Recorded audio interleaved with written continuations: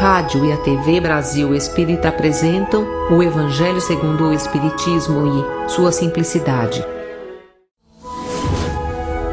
Apresentação: César Perry.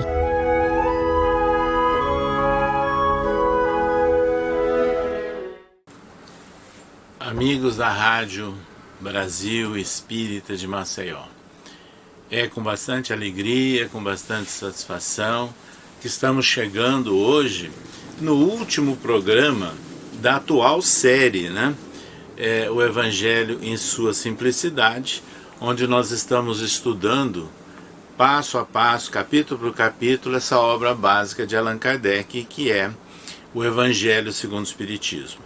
No programa anterior, nós fizemos um parênteses, para comentar a passagem de data da efeméride, bastante significativa, que é o dia 18 de abril de 1857, quando foi lançado o Livro dos Espíritos, e 15 de abril de 1864, quando foi lançado o Evangelho segundo o Espiritismo. Hoje nós vamos dar continuidade para fecharmos essa série de programas analisando a parte final do capítulo 28, do livro O Evangelho segundo o Espiritismo, que é Coletâneas de Preces Espíritas. Nós já tivemos alguns programas, falando a generalidade do que significam essas coletâneas que Allan Kardec fez no final, que não é para servirmos assim de decoração, de seguirmos à risca para dizer essa ou aquela prece em tal momento. Ele apenas colocou exemplos, ilustrações a título de orientação, de sugestão para as pessoas que têm alguma dificuldade. Mas na realidade a gente tem que lembrar que a base é aquele ensino de Jesus, que quando nós orarmos, não nos comportarmos como os fariseus e publicanos, de exaltações, de chamar a atenção, mas também ele nos chama a colocação de que no Livro dos Espíritos está anotado que a verdadeira adoração é a do coração. Então a prece é sentimento, a prece é doação, a prece ela tem que ser espontânea, a prece tem que ser simples. Então são essas características gerais, que nós comentamos já em programa anterior. Também analisamos os comentários que Allan Kardec fez sobre a única oração que Jesus nos ensinou, que é a prece do Pai Nosso. E falamos passo a passo, num outro programa, o significado da prece do Pai Nosso, que quando nós a repetimos, não tem que ser pela quantidade de vezes ou pela mera repetição decorada, mas é meditando, refletindo naquilo que nós falamos, que é um compromisso. Também comentamos em reunião anterior o significado da prece nas reuniões espíritas, que Allan Kardec também incluiu nesse capítulo 28 de O Livro do Evangelho segundo o Espiritismo, e que nós comentamos esse item sobre as reuniões espíritas, até evocando obras psicográficas de Chico Xavier, quando também dão algumas orientações sobre a simplicidade, a concisão das preces nas reuniões espíritas, que elas devem ser emanadas pelo coração também, pelo sentimento, isso que é importante. E hoje nós estaremos concluindo o livro O Evangelho segundo o Espiritismo, nesse capítulo 28, e lembrando de que Allan Kardec fez algumas sugestões.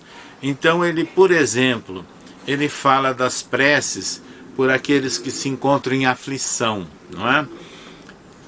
É o momento que nós estamos vivendo. Quantas pessoas passando por aflições, tragédias, problemas muito sérios, E Kardec comenta o seguinte: se é do interesse do aflito que a sua prova siga o seu curso, ela não será abreviada pelo nosso pedido, mas seria um ato de impiedade desencorajar-se porque o pedido não foi atendido. Aliás, na falta da cessação da prova, pode-se esperar obter qualquer outra consolação que modere a sua amargura. Então, na verdade, o que é útil quando nós estamos orando para o próximo? Nós estamos oferecendo um pensamento que expressa sentimento de equilíbrio, de saúde, de paz. E é essa sensação que poderá ser útil para aquela criatura que está sofrendo. E ela pode encontrar razões de coragem para a resignação, sem as quais seria difícil ele suplantar a prova. Então o importante é isso, a prece leva força, leva inspiração, leva iluminação para a pessoa suplantar os impasses e as dificuldades. É interessante também que Allan Kardec ele fala da ação da prece em favor dos inimigos, né? Daqueles que muitas vezes desejam mal, pensam mal em relação a nós mesmos. Então aí ele parte da base. Não desejar mal aos inimigos é não ser caridoso senão pela metade. A verdadeira caridade, escreveu Kardec, quer que lhe desejemos o bem, o que estejamos felizes com o bem que chega àquela criatura. Então é esse compromisso, né? É não desejar o mal e desejar o bem para aquela pessoa. A propósito, tem um livro chamado A Luz da Oração, editado pela casa editora O Clarim de Matão, aquela que foi fundada por Carba Schutel, onde há muitos anos atrás o Wallace Rodrigues ele fez uma coletânea das várias preces contidas nos livros psicográficos de Chico Xavier. Então são dezenas e dezenas de preces que ele tira dos romances, dos livros explicativos da oração, etc. Então é um livro muito interessante. E ali tem uma prece, né, que ele tirou de uma das obras de André Luiz, que é a chamada Prece de Gúbio. Então, na Prece de Gúbio, ele começa dizendo assim: Senhor Jesus, nosso divino amigo, há sempre quem peça pelos perseguidos, mas raros se lembram de auxiliar os perseguidores. Em toda parte ouvimos as rogativas em benefício dos que obedecem. Entretanto, é difícil surpreendermos uma súplica em favor dos que administram. Então ele passa a mostrar várias situações nessa oração da vida e ele conclama a todos no final dizendo o seguinte: que nós temos que estender as nossas dadivosas mãos àqueles que não entendem ainda, quer dizer, aqueles que estão nessa fase, como nós dissemos atrás, entre aspas, né, taxados de inimigos.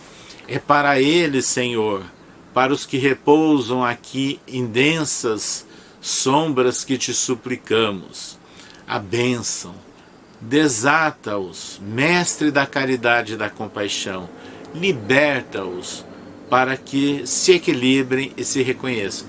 Ele estava nesse momento, André Luiz, num local de atendimento a espíritos em dificuldade.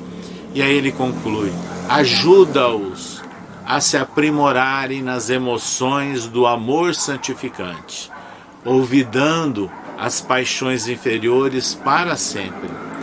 Possam eles sentir-te o desvelado carinho, porque também te amam e te buscam inconscientemente, embora permaneçam supliciados no vale fundo de sentimentos escuros e degradantes. Então, na verdade, ele está expressando amor, né, em favor dessas criaturas que estão ainda em situações de debate, né, de perseguição, de lutas, né? Essa é a condição que essa prece nos dá a ideia. Pois bem, Allan Kardec prossegue nesse estudo né, dessa parte final do Evangelho segundo o Espiritismo, no capítulo 28, e ele passa a analisar situações e dar sugestões de prece, inclusive, por aquelas pessoas que se encontram em fases terminais da vida, né? E que pedem prece. Às vezes nós somos até chamados a fazer prece nessas circunstâncias. Então, na prece por um agonizante, Kardec comenta que a agonia, aqueles momentos finais, é um prelúdio da separação da alma e do corpo. Pode-se dizer que neste momento o homem não tem mais um pé neste mundo e que já tem um pé no outro mundo. Essa passagem é algumas vezes penosa para aqueles que se prendem à matéria e viveram mais para os bens deste mundo do que para os bens imperecíveis do outro mundo, né? Então a consciência está agitada, às vezes pelos desgostos, pelos remorsos, mas o importante é levarmos o pensamento ao infinito e então procurarmos sugerir o desprendimento da matéria e, acima de tudo, a busca, né, de Deus, o nosso Pai. Então, lembrando de Deus Todo-Poderoso, misericordioso, expressão maior da bondade e da paternidade. É essa a ideia que a gente tem que incutir para não favorecer as ideias de remorso, de culpa, mas de compreensão de Deus como expressão maior da bondade e da paternidade. Então, a tônica de uma prece que é feita nesses momentos terminais da existência de alguém para agonizantes, né, como se fala, é nesse sentido de dar consolo e esperança do ponto de vista espiritual. Mas também Allan Kardec fala, escreve nesse capítulo 28, da prece pelas almas sofredoras e que pedem prece, né, pelas essas almas que se debatem em dificuldades ou se debatem em trevas ainda, né? E é nessas condições que ele faz o seguinte comentário: para compreender o alívio que a prece pode proporcionar aos espíritos sofredores, é preciso se informar quanto ao seu modo de ação e o que está atrás, né, que foi explicado já em Evangelho segundo o Espiritismo. Aquele que está compenetrado de aceitar essas informações com base no ensino moral de Jesus, ora com mais favor, com mais certeza, fervor, né, para que aquela prece não seja uma prece maquinal, seja uma prece expressa por amor. Então a prece por almas, por espíritos sofredores, nós temos que lembrar de Deus, clemente, misericordioso, Pai de todos nós, e mostrando que a bondade dele se estende sobre todos, mesmo aqueles que não acreditam nele, mesmo aqueles que não aceitam Deus. Então Deus, na sua bondade, nós vamos pedir força para que esses espíritos que se debatem dificuldades encontrem condições, encontrem caminhos, aceitem os convites, né, para a reformulação das suas existências, das suas trajetórias, né, de natureza individual. E isso é muito importante, então, essa colocação que Allan Kardec faz. E, aliás, naquele livro que eu fiz referência a vocês, A Luz da Oração, da editora O Clarim, com várias orações tiradas das obras psicográficas de Chico Xavier, é importante que nós temos ali uma mensagem do Espírito Emmanuel, onde ele diz o seguinte: a oração ilumina o trabalho e a ação, é como um livro de luz na vida espiritualizada. Cuida de teus deveres, porque para isso é que estás na terra, permaneces no mundo, mas nunca te esqueças que, localizado em seus sentimentos mais nobres, a fim de orares à parte, ou seja, com o íntimo, com o coração, para recordarmos os ensinos de Jesus. Então é isso que é muito importante para nós. Nós encontramos também nesse livro, que é o livro A Luz da Oração, preces tiradas de várias obras do Chico, uma coletânea de preces, a prece de Cerinto, né, que está incluída também em livros psicográficos de Chico. E Cerinto, nessa oração, ele diz o seguinte: Pai compassivo, estende as mãos sobre os que vagueiam nas trevas, anula o pensamento insensato, cerra os lábios que induzem à tentação, paralisa os braços que te apedrejam, detém os passos daqueles que distribuem a morte. Ajuda-nos, a todos nós, filhos do erro, porque somente assim, ó Deus piedoso e justo, poderemos edificar o paraíso do bem com todos aqueles que já te compreendem e obedecem, extinguindo o inferno daqueles que, como nós, se atiram desprevenidos aos insanos torvelinhos do mal. Veja que beleza, né? Esse trecho da prece de Cerinto, e que se encaixa perfeitamente, né, nesses comentários feitos por Allan Kardec nesse capítulo 28 do livro O Evangelho segundo o Espiritismo. É interessante, então, que nós lembramos que nós temos também a prece por um suicida. A prece pelo suicida, Kardec lembra: o homem não tem o direito de dispor da própria vida. Ele lembra sempre disso. Mas na prece, o que ele sugere? Para nós tocarmos o sentimento desses espíritos, né? Não vamos acusá-los, não vamos julgá-los, mas vamos apelar para o coração, para o sentimento deles, e pedindo para que os bons espíritos possam aliviar as suas dores, abrir as suas consciências, e que eles possam perceber que o suicida, ele pode também se recuperar, ele pode também passar por um processo de esclarecimento, um processo educativo, mas vamos vibrar de uma forma positiva, sem acusação, sem julgamentos e sem o desespero, mas ofertar, não é, o sentimento que parte do coração, de bem, de paz, para controlar as suas aflições. Bons espíritos, né? Nós temos que lembrar que tem a missão de assistir, de orientar esses infelizes. Tomai essas entidades, esses espíritos, sob a sua proteção, inspirando inclusive os caminhos e a recuperação que deverão seguir.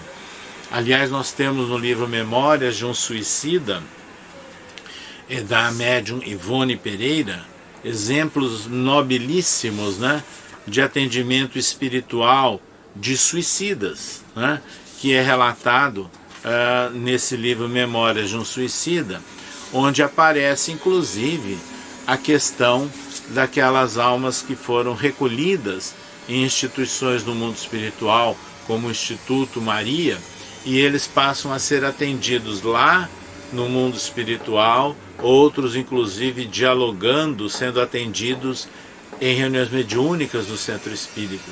Mas qual é a tônica da mensagem? Das bem-aventuranças. Bem-aventurados os aflitos.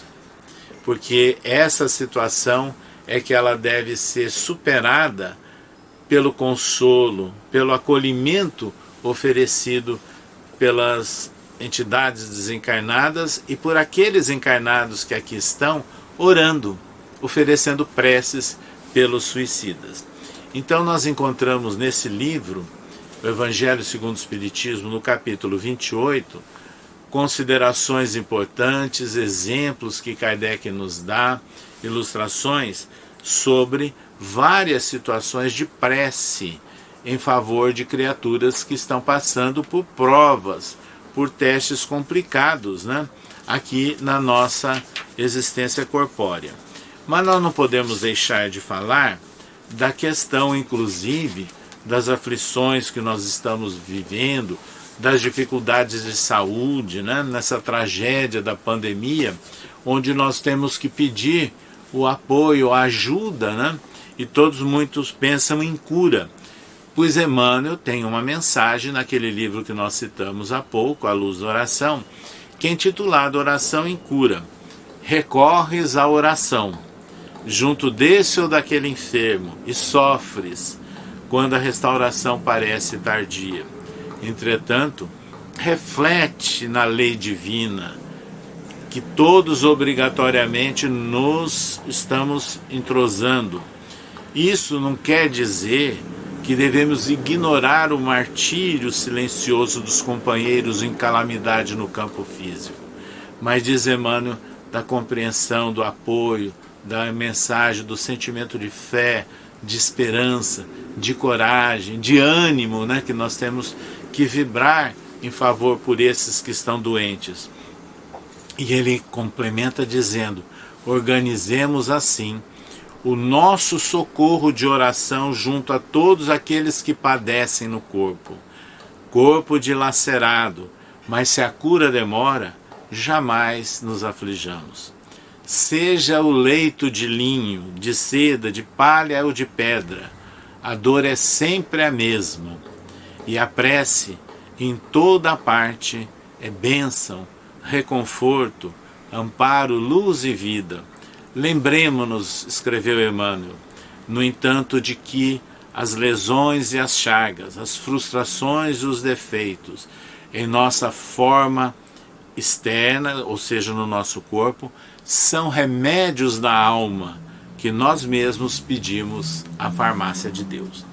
Nós completamos dessa maneira o estudo do capítulo 28 do Evangelho segundo o Espiritismo, Coletâneas de Preces Espíritas, onde nós justificamos as colocações, as interpretações feitas por Kardec, algumas sugestões, ilustrações que ele faz, mas também trouxemos, né, obras de Chico Xavier que trazem subsídios muito importantes, práticos, né, mais próximos da nossa realidade, para nós compreendermos o valor da oração em favor de todos esses que estão passando por provas, por limitações, por obstáculos, por dificuldades na atual existência.